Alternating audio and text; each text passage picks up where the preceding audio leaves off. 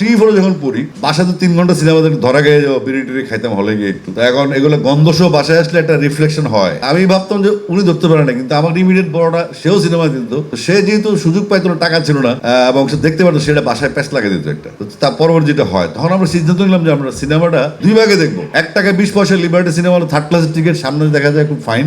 আর ওই দুজন 60 পয়সা আইসক্রিমের জন্য, বাদামের জন্য একটু, সেটা মেজাজ ছিল। তো এখন আমি দেখতাম অ্যাকশন পার্ট আর ও দেখতো মেলোডি পার্টটা প্রথম দিকে আর কি। তো তারপরের দিন আমি দেখতাম প্রথম পার্ট দেখলে না দেখলে না থেকে শুনে নিতাম। কিন্তু এই যে সিনেমার প্রতি আমাদের ছোট বয়সের অনুরক্তিটা ছিল, আমরা কিন্তু আমাদের জেনারেশন টানতে পারছি না। এখন আমাদের বেবি শার্ক, মাম্মি শার্ক চলছে, কিন্তু আমাদের এমন একটা প্রজন্ম আছে যারা 52, 69, 71, 90 এবং 24।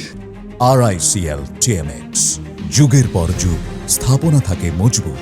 18 সাল ধরতে হয় স্পেসিফিক্যালি, 18 সালের রিফ্লেকশনে 24 সাল। অর্থাৎ আমরা কিন্তু স্ফুলিঙ্গের সাথে বসবাস করি। তরুণ প্রজন্ম, নতুন প্রজন্ম, জেনজি, কামিং আলফা, এরা কিন্তু ভাবে, এরা কিন্তু দেশকে ভালোবাসে।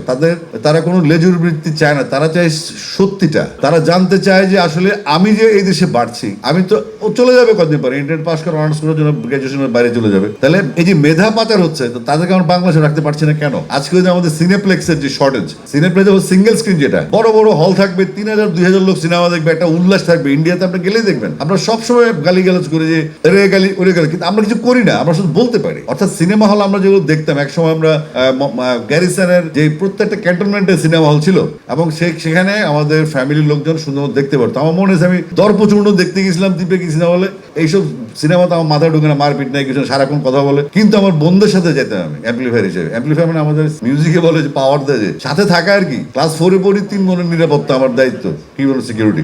এগুলো ছিল পরিবেশ। আম্মা দেখতেন, খালাম্মা দেখতেন, চাচি দেখতেন। যে এই ডিস্ট্রিক্টে ঘুরতে যেতাম, সাপোজ আমি মনে আছে টাঙ্গাইলে এবং কুমিল্লা, চাঁদপুরে, এই হলে গিয়ে সিনেমা দেখতাম। এগুলো এখন কেন নেই? আমরা সময়টাকে ধরতে পারছি না। সময়টাকে ধরতে পারলেও প্রচারণার দিক থেকে ওয়ান আইড হয়ে গেছে। গতকালকে আমাকে এলেন বলতেছিল, ভাইয়া আমরা একটা মিডিয়া পার্টনার নিয়েছি। কোনো মিডিয়া পার্টনার দরকার নেই, সব মিডিয়াকে ওপেন করে দাও। একটা লোগো লাগাবা, একটা টিভি চ্যানেলের, একটা পেপারের টিভি লাগাবা, বাকিরা সবাই তোমাকে ভিকটিম বানিয়ে দেবে। দরকার কি?